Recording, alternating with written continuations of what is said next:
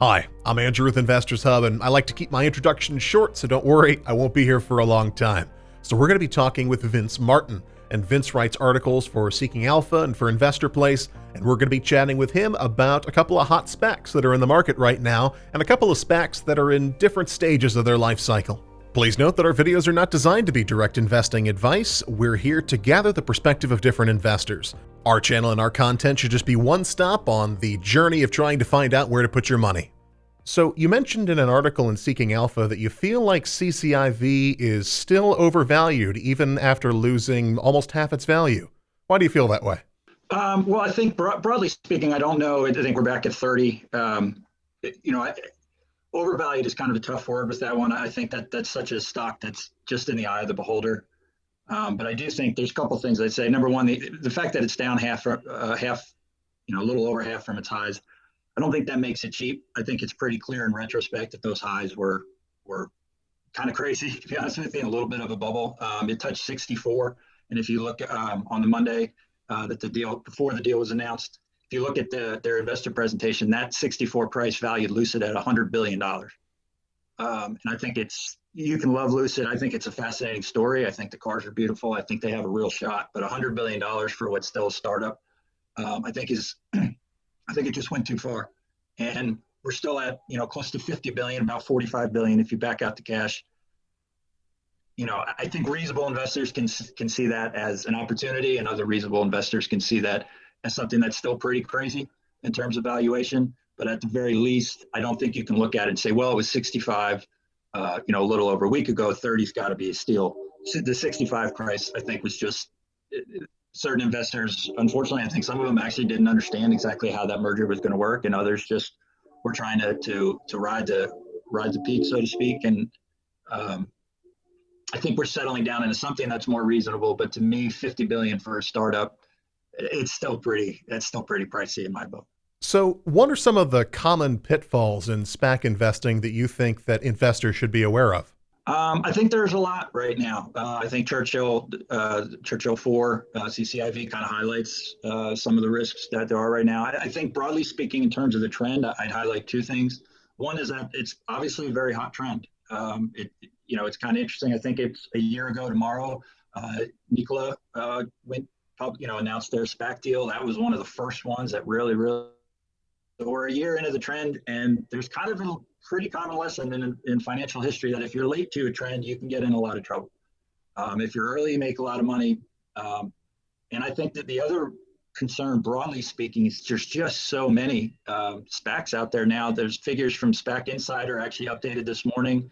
2020, there's 248 SPAC IPOs. That's not mergers, that's SPACs raising the initial capital. They raised $83 billion. We're 2 months and a day into 2021. They've raised 202 for $64 billion. And a lot of those 2020 SPACs haven't found a target either. So you have a ton of money chasing roughly the same amount of targets. There's going to be, and the sponsors are incentivized to make a deal. So you're going to see deals that, there are SPACs that just want to get a deal done because that's how they get their founder shares. That's how they get paid. And a lot of the best ideas, you have to believe after a year, a lot of the best ideas are probably gone. So those are two broad ones for the trend, the group as a whole. I think looking at individual SPACs, what we miss a lot is dilution. I wrote an article recently about IPOF, the sixth of the social capital, Hedi Sophia, run by Chamath. I'm not even going to try his last name. They have 115 million shares outstanding.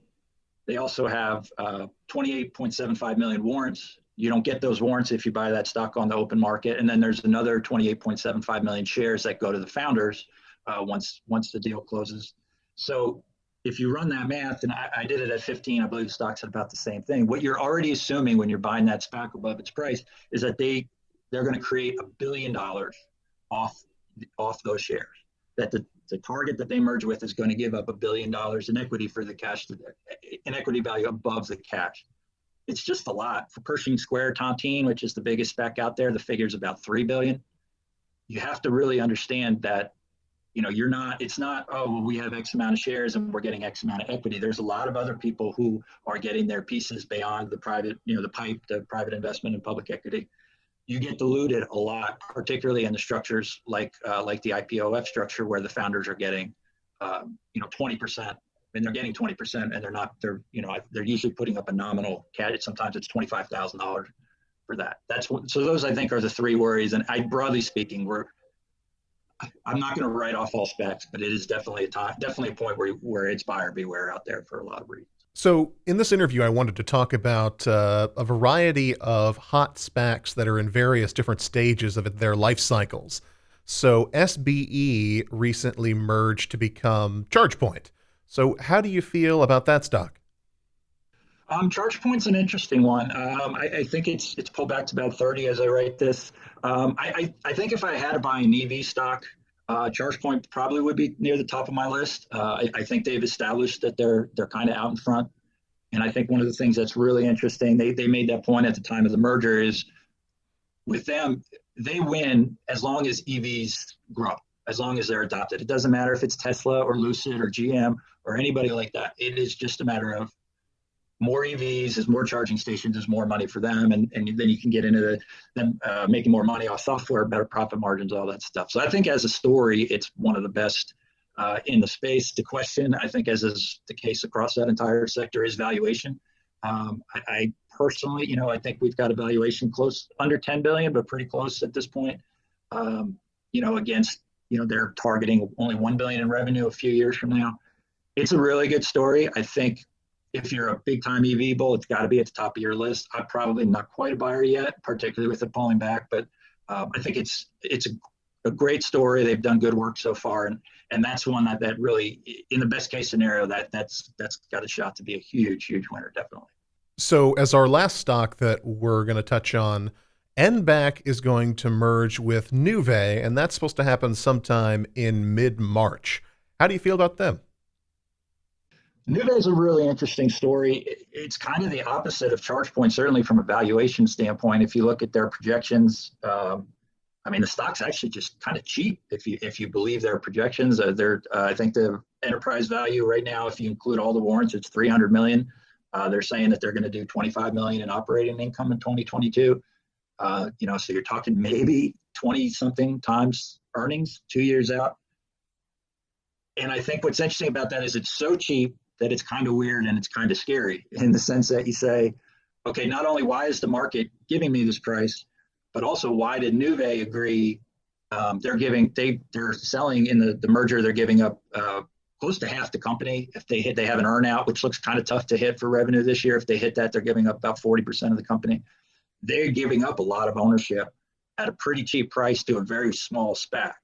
So that in and of itself, you kind of, as you look at it, you try and figure out, okay, what am I missing here? This volt to grid thing seems neat. It really seems like if they're right and their technology is part of the EV ecosystem, it's also part of just the global energy ecosystem. This valuation is insane. This is a huge opportunity. And truthfully, I'm not sure exactly what it is that's kind of keeping the valuation in the market low and their valuation low. I think you can argue that maybe, I believe you could argue that a lot of what they're doing is just smart charging is going to be fine for most consumers.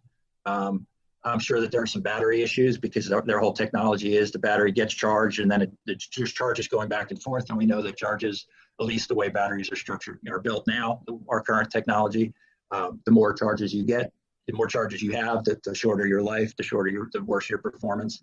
So it's a really intriguing story, and it's something that I love to follow. And I actually do think it's probably an interesting flyer for money that, you're not going to put your whole portfolio, you're not going to put, money you need for retirement, whatever it is. But when you look at it, you say, if they're right, boy, there's not a lot of stocks that have that kind of upside. The problem is the merger itself and the price is telling you that the odds that that's just something's up here. And it's truthfully, I think for those of us without really detailed technical backgrounds in that area, it's hard at first glance to kind of figure out what exactly that is.